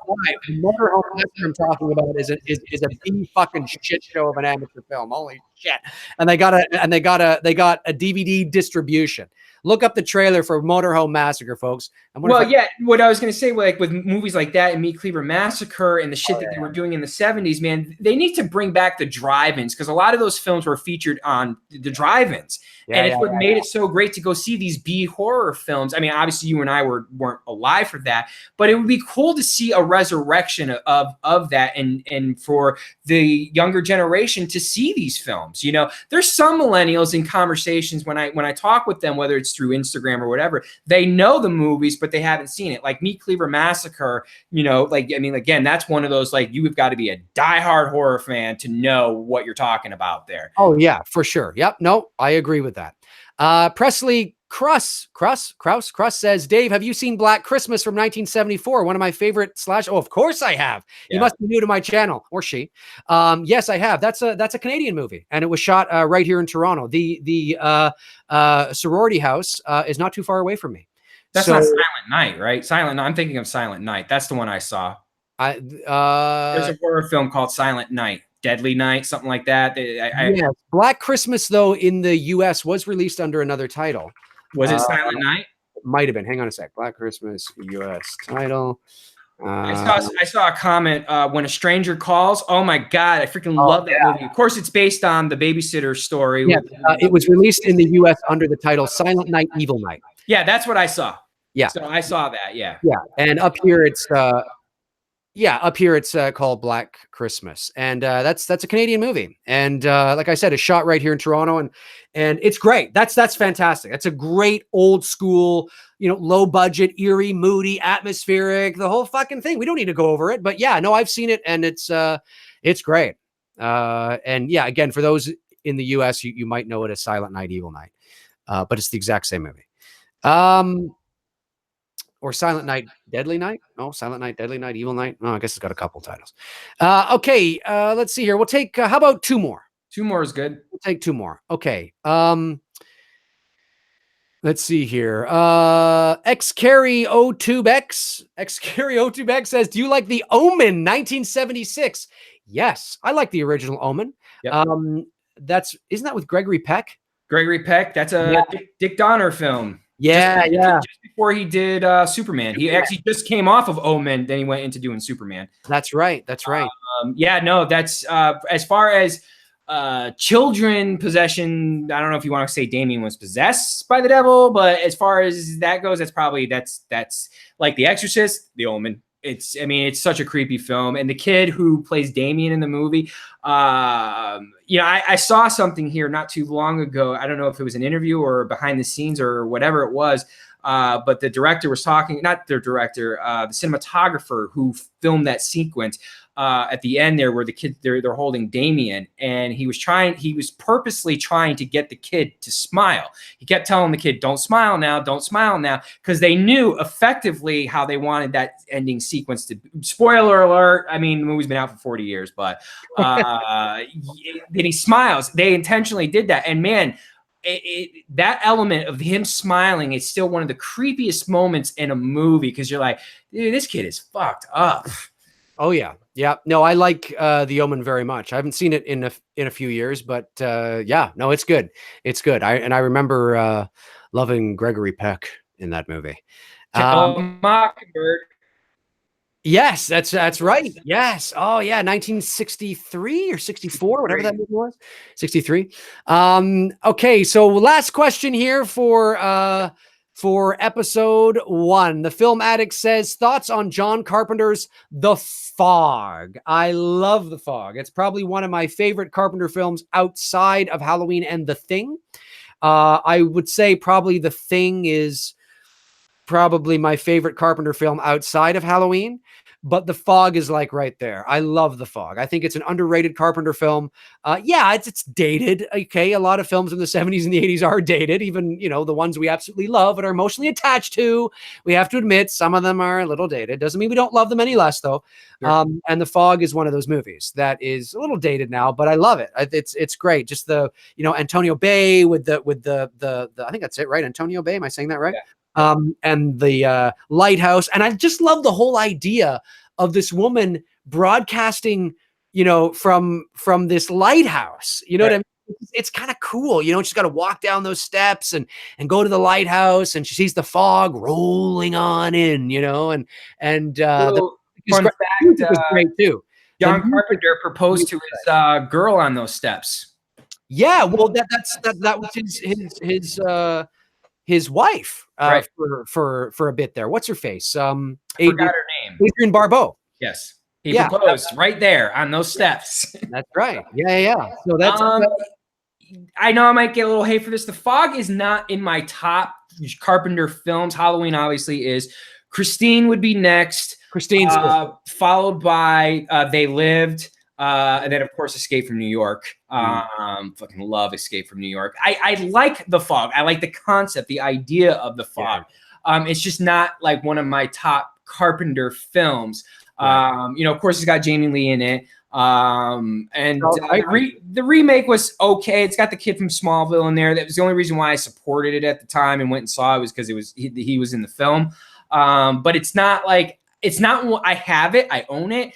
It's not one of those ones that I go and watch frequently. If I'm going to pick from the Carpenter library, I'm probably going to pick the Halloween, Christine, and They Live, and Escape from New York. Yeah.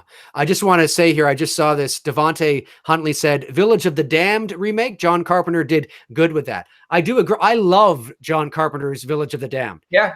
It's one, of course, I'm not a big fan of Kirstie Alley, but except in Cheers. She's great in Cheers. She's great in Cheers. Yes, she is. And, but Christopher Reeves sort of balances her out in that movie. So, if anybody here has not seen John Carpenter's Village of the Damned, I highly recommend it. It came in and around that time of his early 90 movies, like In the Mouth of Madness, which I really like, which was also shot up here in the Toronto area. That big Gothic church Yeah. in the Mouth of Madness is not too far away from me here either. So there's a couple of highways I can take and I can see it. It like the sun will hit the top of it and it's like, fuck, it's like this beacon that's kind of there.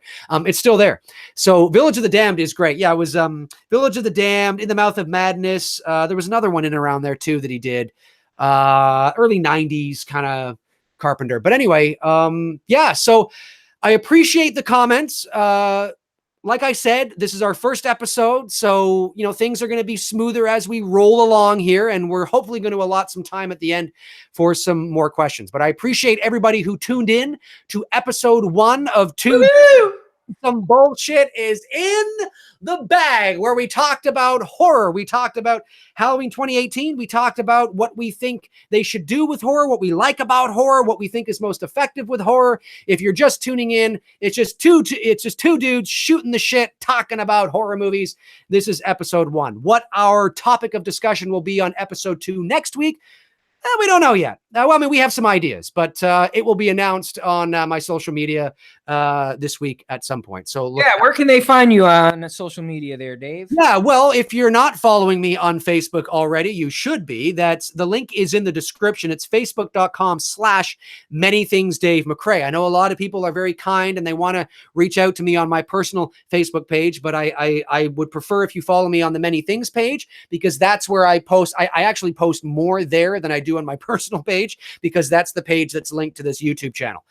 You can also follow me on Twitter as well, at The Voice Man. That's with 2 N's, MANN. That link is in the description.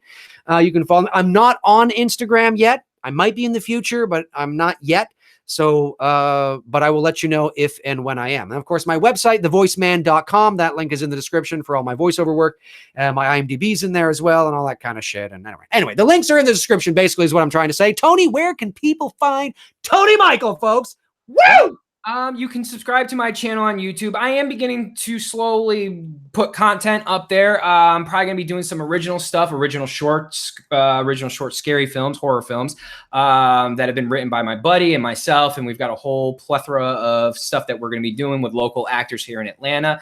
And the only thing that I have is Instagram. And for those of you who are into skateboarding or not into skateboarding or just love really cool photos, you can follow me on there, simply just at Tony Michael Photo. And yeah, and you can hit me up with a DM and say hi, and I'll respond. I usually respond to everyone.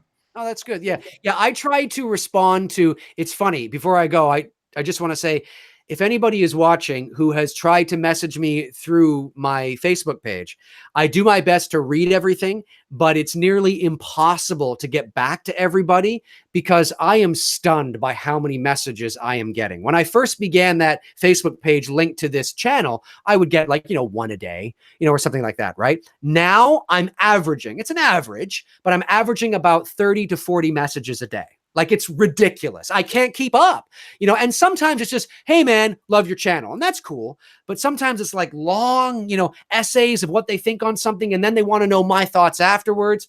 It's just so hard. Always know, guys, it's never personal. I mean, it's not like I don't know any of you. So it's not personal. It's just sometimes it's hard to keep up, but I do my best to read everything. So I think all of you guys are awesome.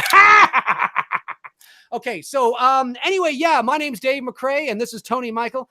Tony 2-time. Tony 2 times. Yeah, that's an inside joke that we'll tell you at some other point.